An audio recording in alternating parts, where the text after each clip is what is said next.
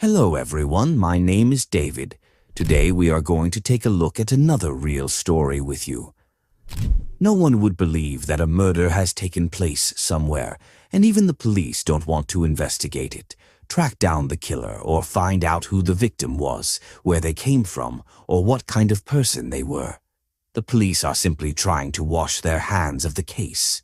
A murder has happened, but instead of investigating, the police are distancing themselves from it, saying, "Forget about this case.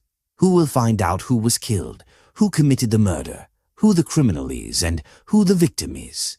The police are avoiding their duty, and the people who shouldn't have to investigate are the ones trying to solve the case instead. This is the story of a murder that took place in Delhi. A crime was committed in a certain area, and the local police station had jurisdiction over it. However, the police didn't take the case seriously at all, nor did they feel any responsibility to solve it. Meanwhile, forensic experts and doctors who conducted the post-mortem were trying to uncover the truth. They wanted to know who the victim was, why they were killed, how the murder happened, and who the killer was. The case was full of complexities, but the police were doing nothing. While the forensic experts and doctors were determined to solve the case, the police were discouraging them, telling them to drop it and move on. But the experts refused, insisting that they needed to uncover the truth, who had died and who had committed the crime. This story dates back to around 1997. In Delhi, there is an area called Sultanpuri, where a police station is also located. In 1997, a dead body was found in this Sultanpuri area. It was lying near the bank of a small river. Some passers-by noticed a bundle near the riverbank. Curious, they went closer to check what it was. When one of them untied the bundle, they were shocked to find a dead body inside. At first, they were terrified, but then they composed themselves and immediately informed the police about the discovery.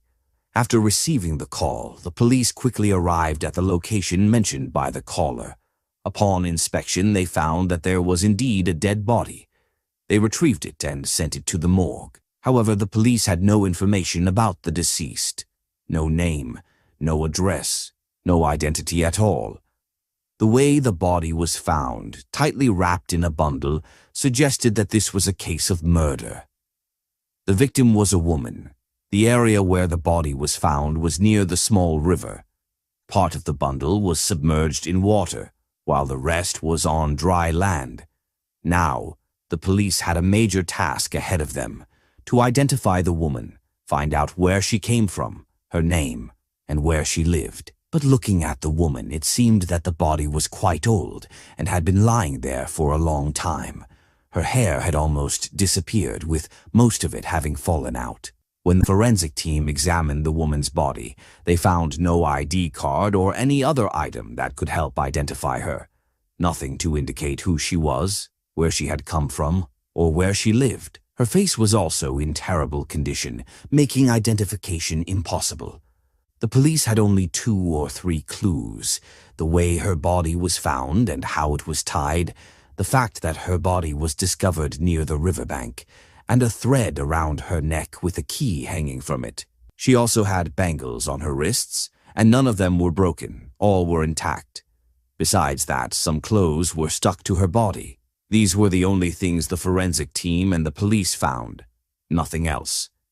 When the forensic team conducted their investigation, they noted that, based on her height, build, and other physical characteristics, she appeared to be from Nepal. If not from Nepal, then she was likely from one of the areas near the Nepal border, possibly even Bihar. This was the conclusion of the forensic team, and this was the only information the police had about the woman. Now, the forensic team had completed its investigation, and the responsibility was now in the hands of the SHO of the Sultanpuri area and his police team. Their task was to gather further information about the woman: who she was, what her name was, where she lived, what she did, and who had murdered her. They had to uncover all these details. As soon as the police learned from the forensic team that the woman might be from Nepal, they began their inquiry in the surrounding settlements. They questioned all the Nepali residents in the area, asking if any woman from their families or acquaintances had gone missing. However, everyone denied any such incident, stating that no woman had disappeared from their homes or neighborhoods. Now, time was gradually passing. Neither was there any information about the woman, where she had come from, what her name was, or where she lived. Nor was there any clue as to why she was murdered. There was no new lead or evidence in the case that could reveal such details. The authorities had a murder case on their hands, and the woman's body was lying in the morgue. However, a body cannot be kept in the morgue for too long. After conducting their investigation and completing all necessary forensic tests and reports, the forensic team decided to proceed with the post-mortem. Once that was done, the body would be cremated. The doctor who performed the autopsy on the woman at that time was a well-known forensic doctor in Delhi. In the autopsy report, it was found that the woman had an injury mark on her head, which appeared to be caused by a very heavy object. There were also some wire marks on her neck, suggesting that she had been strangled. Along with strangulation, she had also been struck on the head with a heavy object. The forensic doctor clearly informed the police about these findings and provided the autopsy report. The report also revealed that the woman was from Bihar and not from Nepal. Many details can be determined from an autopsy, such as dietary habits and other aspects of a person's lifestyle. Based on the autopsy, the police and the doctor estimated that the woman was likely from Bihar rather than Nepal. And it was also mentioned in the post-mortem report that the woman had been murdered 2.5 months ago. But her body was found, and after 2.5 months the police recovered her remains. After investigating all these details, the report prepared by the doctor was handed over to the police. The station house officer, SHO, of the concerned police station, along with his colleagues, had already decided their course of action. There was no information about the deceased, who she was, where she came from, or whether anyone had reported her missing.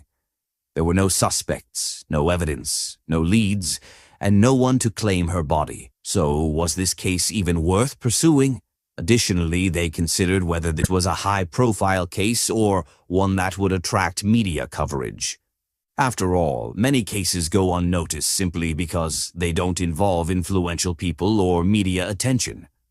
Countless cases involving poor or unidentified victims are never solved. Many unclaimed bodies are simply written off and forgotten. The police didn't pay much attention to this matter. They were working at their own pace, uninterested and indifferent. When the doctor showed the report to the SHO, instead of taking it seriously, they started arguing with the doctor. The police questioned how it was possible that this woman had been murdered 2.5 months ago. They claimed that if the body had been lying somewhere for that long, it should have completely decomposed. However, since it hadn't, they were unwilling to accept the doctor's findings. The doctor explained that the body was found in a location where half of it was submerged in water, while the other half was exposed to the air. In medical terms, if a body does not decompose as expected over time, it usually means one of two things. Either the body was not exposed to air and was kept in a sealed environment, or it wasn't submerged in water. In such situations, decomposition occurs differently in different parts of the body. Some areas decay quickly, while others remain relatively intact. The forensic doctor tried to explain these medical facts to the police, but they refused to accept them and continued arguing that such a situation was impossible. Realizing that the police had no intention of solving the case and would simply let the report gather dust in the station, the forensic doctor decided to take action. Determined to uncover the truth, they resolved to gather evidence and find some crucial clues to move the investigation forward. As time slowly passed, the doctor was still unable to figure out anything about the corpse, who she was, where she came from, what her name was, or how she was murdered. There were no clues at all. However, the doctor had all the belongings that had been found with the woman, some bangles, a key hanging around her neck, and the clothes stuck to her body. The doctor then created a dummy that closely resembled the woman, matching her height, weight, and overall appearance. The dummy was dressed in the woman's clothes, the same way she had worn them. The doctor even replicated the thread around her neck with the key attached and put the bangles on the dummy's wrists. Once everything was ready, the doctor made a request to the police station's SHO, asking him to hang the dummy outside the station. The SHO, believing that nothing would come of it and no new evidence would emerge, decided to fulfill the doctor's unusual request. So the dummy was hung outside the police station. A week passed, but no one paid any attention to it. Neither the doctor nor the police received any leads about the woman's identity. Then, after a week, an elderly man arrived at the police station. He looked at the dummy and asked the police where they had found it. The police explained that it was just a dummy, but the clothing and jewelry on it belonged to a woman whose corpse had been discovered. The elderly man examined everything carefully once again and then, with a heavy heart, said, "These belongings belong to my daughter. She has been missing for nearly 3 months and hasn't returned home." When the police found out about this, they were shocked. They asked, "Are you telling the truth? When did your daughter go missing?" The man replied, "I came to this police station 3 months ago to file a missing report for my daughter. I had reported it right here." The police were now embarrassed, but there was nothing else they could do because they had not paid any attention to the case. They never took any case seriously, whether it was a murder or a missing person report. They ignored people coming in to report their missing children. However, when a dead body was found, doctors were putting all their efforts into finding out the truth, while the police were still negligent. When the police realized that the body was that of the elderly man's daughter, they immediately called the doctor. The doctor arrived and questioned the police, and in front of him, the elderly man explained, "These clothes that the body is wearing, I had them stitched for my daughter myself. I brought them from Bihar. I recognized them. My daughter was wearing them." He further confirmed, "Yes, this is my daughter. I know all her belongings very well." Now, the question was, who had murdered the girl? The old man said, "My son-in-law has also been missing since the same time my daughter disappeared. He has not contacted us, and we don't know where he is." When the elderly man revealed this, the police started wondering if another murder case might emerge, as the son-in-law had also been missing since the daughter had disappeared. The police asked the man where his daughter's husband used to live. They went to his address, but when they arrived, they found the house locked. When they asked the neighbors, they said, "Both husband and wife have been missing for quite some time. They haven't been seen around." The neighbors also mentioned that the husband disappeared just 2 to 3 days after the wife had gone missing. Now, the police had 2 possibilities. Either the husband was the murderer, or he too had been killed by someone. The police did forced time investigation in this case, and then checked further to find out where the person was. Based on this, informer provided some information, and then the police went to the location where it was reported that the man was present. The police caught him and brought him to the police station. Later, he confessed that he had killed his wife, stating that they often had arguments and that she would constantly nag him, which led him to kill her.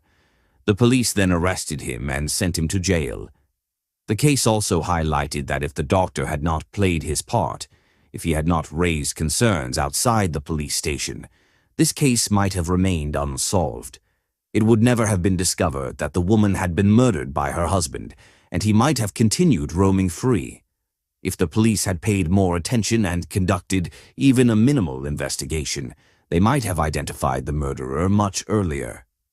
This case also reveals major flaws in the police system. Many cases remain pending or unresolved due to the police not taking them seriously. Some innocent people are jailed without proper investigation, while real criminals walk free. The police should take their duty seriously. If they choose to join the police force, they must understand their core motive, why they are in this job. If they forget their primary duty, there is no point in them serving in the police force. So this was today's story. Thank you for joining us on this journey today. We hope you enjoyed the content and found it valuable.